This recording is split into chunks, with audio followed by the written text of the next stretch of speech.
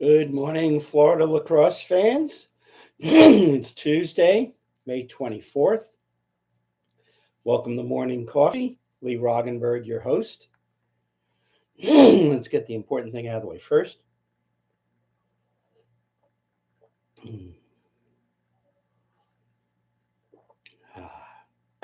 Okay.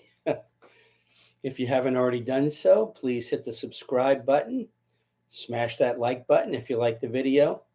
Certainly enjoy seeing that type of feedback. Obviously, we're now a couple of weeks removed from the end of the high school season, but that doesn't mean we don't have ongoing lacrosse news to bring to you. So every Tuesday and Thursday in the off season, you'll be able to get updates on what's going on with the state and the lacrosse scene. Just tune in at 8:30 those mornings or the replay that we post via the YouTube channel on our website. Okay, first of all, a big thank you to Victor Jewell. Many of you have read the article that he put up talking about what it was like, the memories that were triggered, washing his son's high school uniform for the last time. And by the way, over 500 reads already. So, Victor, you've birthed a bestseller in your first effort beyond just doing a game recap. So congratulations to you for that. A lot of the things that Victor touches on, the memories, the relationships.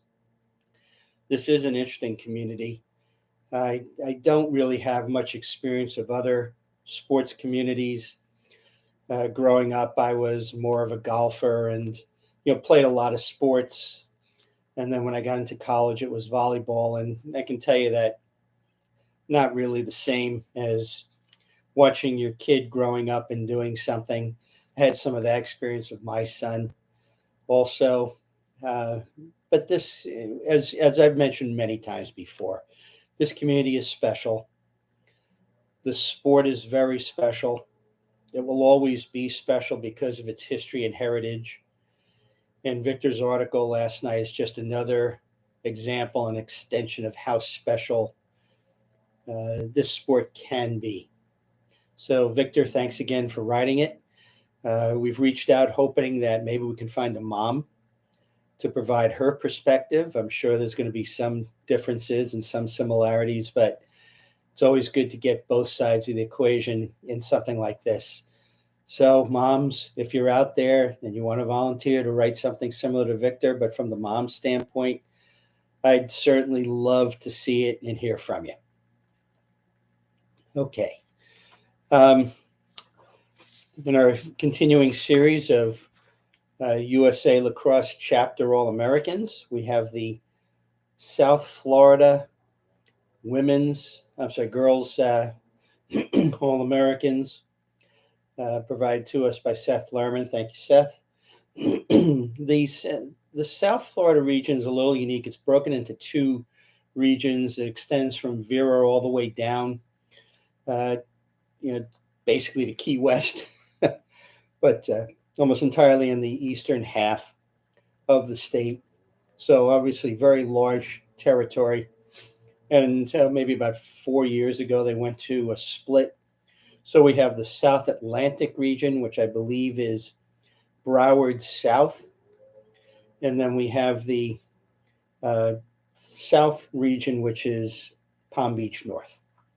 Okay. All-Americans, Florida, South Atlantic. Ella Bishara, midfielder, Pinecrest. Sophia Gutman, midfielder, St. Thomas. Lily Spirides, whichever one it is. Midfielder, Pinecrest. Skylar Troyan, goalie, St. Thomas. Ava Jovino, midfielder, St. Thomas. All-Americans on the South. Casey Roberts, Heritage Del Rey. Alexa Vega, Vero Beach. Carly Fleischer, Heritage Del Rey. Chiara Ciccioloni, Palm Beach Central. And Alexandra Dorr of Heritage Del Rey. The All-Academic All-Americans, South Atlantic, Sophia Gutman, St. Thomas, Willie Spirides, Pinecrest, Kyra Servos, Pinecrest, Eliana Telemanco, Calvary Christian, and David Uvino, St. Thomas. The South Academic All-Americans, Zoe Williams of South Fork, Devin Crone of St. Andrews, Casey Roberts, Heritage Del Rey, Katie Hale of South Fork, and Carly Fleischer, American Heritage Del Rey. The Jackie Pitts Awards, South Atlantic, Victoria Porto of Ransom, and South Devin Crone of St. Andrews. Coaches of the Year, South Atlantic, Eileen Plisky, Pinecrest, and South Michael Skonitsky. Michael, I never get your name right, sorry, Palm Beach Central. Congratulations to all of you. I believe that the boys' South side were completed and voted on last night. I'll look forward to getting that information. I know some of the information already from the South Atlantic part of the boys' side. We'll either bring them to you on Thursday or next Tuesday. I'm thinking of dedicating the entire Thursday show for the most part to the FSLCA all-state teams and just kind of going through those. I remember, the last morning coffee, I said, well, maybe too many names to go through as part of it. But if we dedicate one show to it, it is a statewide choice. And as far as I know, it's the only statewide all-star team. So certainly looking forward to giving them their due too. And we'll explain a little bit about the FSLCA also. And, I know there was some comments about why not this person, why not that person. We'll clear all that up on Thursday. So tune in Thursday for the FSLCA. Okay. The MCLA All-Americans in Division II came out last week. They just posted the 1As last night. So again, I haven't had a chance to go through and pick out all the Florida linkages. So we'll do that and probably for next Tuesday also. So MCLA All-Americans Division II, Martin County and Florida Gulf Coast's William Watson was named D2 First Team All-American on defense. Florida Gulf Coast Grant Schaefer, not a Florida grad, a high school grad, named First Team All-American as a goalie. Barron Collier placed a couple of kids on the third team, honorable mention on attack, both on Florida Gulf Coast. Jason Andino and Carter Ayers, both honorable mention on attack. Barron Collier grads, congratulations. And Florida Atlantic, Gabriel Cirillo, Wellington grad, named honorable mention All-American on defense. Congratulations to all of you. Steinbrenner alum Chase Jackson from Weber, NAIA second team All-American, led the nation in scoring. Kaiser's Cole Stassi was named NAIA second team for the Kaiser men. 3 Kaiser women were named NAIA All-Americans. Madison Andrew and Hannah Reeder were first team All-American, and Melody Brown was second team. Congrats to all of you too. Now, Tampa, I kind of been saving this a little bit. Actually, you know what? I'll do the IWLCA Division I All-Americans first. This is a combo between IWLCA and Inside Lacrosse for the women. Division I All-Americans, University of Florida's Danielle Pavanelli on the third team. Emily Heller, Emma Lopinto, and Emma Reitman were honorable mentions. Jacksonville had Molly Brock and Sarah Elms as honorable mentions. And UNC and Heritage Del Rey's Caitlin Würzberger was named honorable mention too. Again, congratulations to all of you. Those of you who got your fill of the quarterfinals this past weekend at the NCAA Division I tournament. D1 Florida kids in the tournament before the weekend started. We had Yale's Christian Cropper Benjamin, who scored in the loss to Princeton. Virginia's Tucker Mullen and Gable Braun have Florida roots, but did not graduate high school down here. Gable spent a couple of years playing, one at St. Andrews, one at St. Thomas. And the only one left in the Final Four is Wyatt Knust of Plant and Cornell, backup goalie right now. We remember that Wyatt did get game action this year and particularly came up big against Syracuse. So good luck to Wyatt, our only Division One player left in the tournament. Although I think Cornell's got a mighty high road to climb in this next game.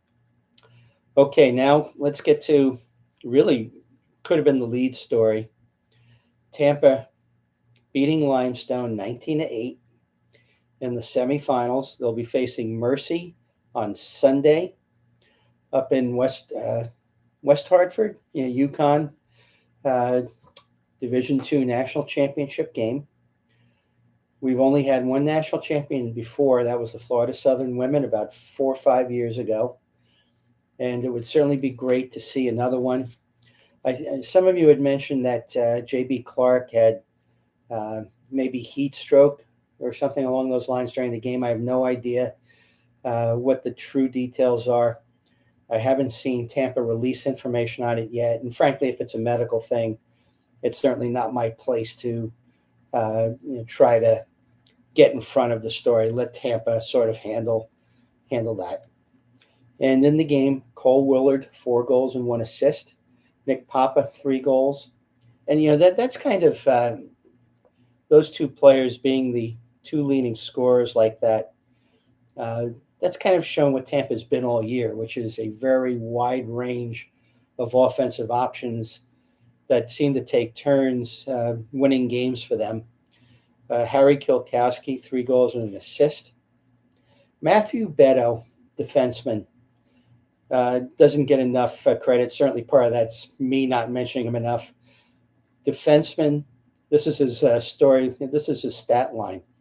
1 goal, 1 assist, 4 ground balls, 3 caused turnovers. That's a game for a long ball. Congratulations there.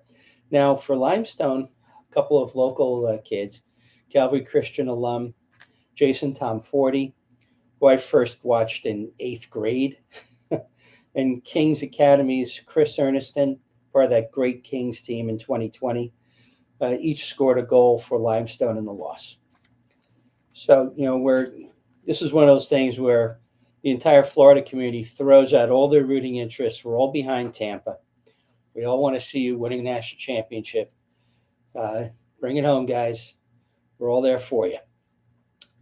So, again, we're going to get to the FSLCA on Thursday. It'll be mostly dedicated to that. Congrats to all the All-Americans that we've mentioned so far. Let's take another sip here. Remember to hit that subscribe button and push others to do so.